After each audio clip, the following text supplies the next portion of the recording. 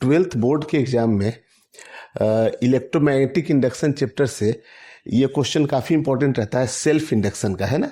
इसमें self induction of A coil एक तो पूछा जाता है और एक पूछा जाता है self induction of a solenoid, है ना। तो सबसे पहले हम लोग देखते हैं सेल्फ इंडक्शन क्वाइल के लिए, है ना। इसके बाद हम लोग देखेंगे सेल्फ इंडक्शन किसके लिए, सोलेनॉइड के लिए। तो देखिए क्या है कि ये कोई लूप है ना, इसे करंट फ्लो करा रहे हैं हम लोग आई।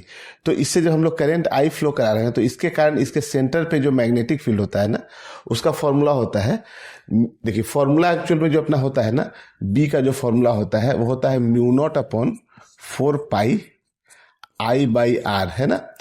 और अगर एक टर्न है यहाँ पे, अगर सिंगल टर्न है ना, तो यहाँ पे एंगल हम लोग लिखते हैं 2 पाई।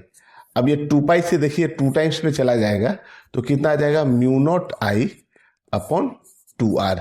तो यही लिखा हुआ है यहाँ पे म्यू नॉट आई अपॉन 2r। तो ये सिंगल टर्न के लिए मैग्नेटिक फील्ड का फॉर्मूला होता है इसके सेंटर पे। तो जो बी नेट होगा अपना ना, अगर इसमें n टर्न है ना, कैपिटल N टर्न है, अगर टोटल n टर्न है तो यहाँ बी नेट का जो फॉर्मूला होगा ना, वो म्यू नॉट आई अपॉन 2r इंटू n से मल्टीप्लाई कर दीजिए जितना नंबर ऑफ टर्न है, ठीक है। तो ये इसके सेंटर पे मैग्नेटिक फील्ड का फॉर्मूला निकल के आ गया।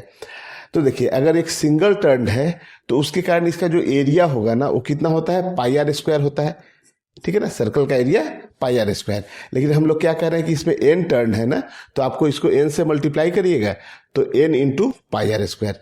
तो ये आपका n टर्न के लिए एरिया निकल के आ गया। फ्लक्स का जो फॉर्मूला होता है फाई इक्वल टू बी ए, हम लोग पढ़े हुए हैं चीज, है ना। फ्लक्स का फॉर्मूला होता है फाई इक्वल टू बी ए, हम लोग ऐसे लेते हैं बी डॉट ए, है ना, b vector dot a vector. तो यहाँ से देखिए बी की वैल्यू आपको यहाँ पे निकल गई है mu naught I N upon 2r, mu naught I N upon 2r। और जो एरिया अपना है ना पाई आर स्क्वायर, है ना, तो पाई आर स्क्वायर रख लिए। यहाँ भी देखिए एक n है और यहाँ पे भी n है ना, तो n और n कितना हो गया, n स्क्वायर हो गया। फिर हम लोग क्या करते हैं ना कि यहाँ i को आप सेपरेट कर दीजिए, ये जो i है ना इसको आप सेपरेट कर दीजिए, बाकी सबको एक साथ लिख लीजिए। तो कितना आ गया यहाँ से देखिए, तो mu not n square pi are square, है ना, पाई आर स्क्वायर। और एक r से ये r कैंसिल हो जाएगा, तो ऊपर में एक r रह गया, नीचे में केवल 2 रह गया यहाँ पे, है ना। तो phi equal to mu not n square pi R upon 2 into I, ठीक है। तो हम लोग सेल्फ इंडक्शन के लिए फॉर्मूला जानते हैं, फाई इक्वल टू क्या होता है, एल आई।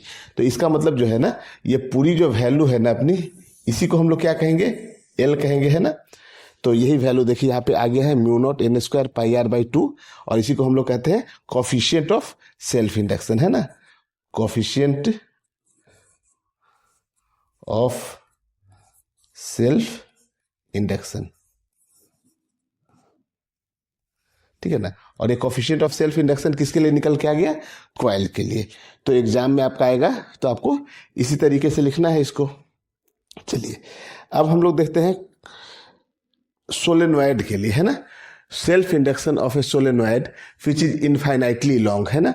एक इनफाइनाइटली लॉन्ग कहने का मतलब वेरी लॉन्ग।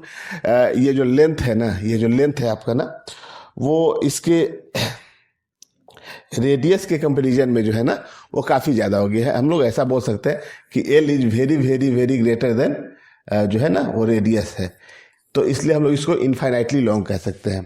तो देखिए ये जो अपना सोलेनॉइड है, इसमें क्या है, सोलेनॉइड वाला हम लोग चैप्टर में मैग्नेटिक फील्ड में पढ़े हुए हैं, सोलेनॉइड क्या रहता है और उसके कारण जो मैग्नेटिक फील्ड का फॉर्मूला होता है वो म्यू नॉट एन आई होता है। तो इसमें देखिए इसमें टोटल जो टर्न है ना, वो नंबर ऑफ टर्न, उसको चलिए आप कैपिटल एन बोल दीजिए ना। तो ये जो स्मॉल एन लिखा हुआ है ना, ये है number of turn per unit length, मतलब 1 मीटर में जितना टर्न होगा ना वो है स्मॉल एन। आर इस सोलेनॉइड की रेडियस है, तो हम लोग को फाइंड क्या करना है, इसी के कारण सेल्फ इंडक्शन की वैल्यू निकालनी है ना।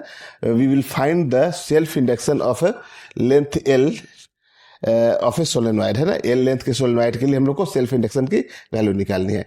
तो हम लोग जानते हैं कि किसी इनफाइनाइटली लॉन्ग सोलेनॉइड के कारण जो मैग्नेटिक फील्ड होता है ना, जो मैग्नेटिक फील्ड होता है उसका फॉर्मूला होता है म्यू नॉट एन आई, ठीक है। अब देखिए इसमें यूनिट लेंथ में जो है ना, यूनिट लेंथ में जो नंबर ऑफ टर्न है वो तो एन है, तो टोटल टर्न कितना होगा, जिसको हम लोग कैपिटल एन बोल रहे हैं, तो कैपिटल एन की जो वैल्यू होगी ना, वो number of turn per unit length में आप लेंथ से मल्टीप्लाई कर दीजिए, तो ये टोटल टर्न निकल के आ जाएगा, है ना। पूरे सोलेनॉइड में कितना टर्न है वो निकल के आ जाएगा।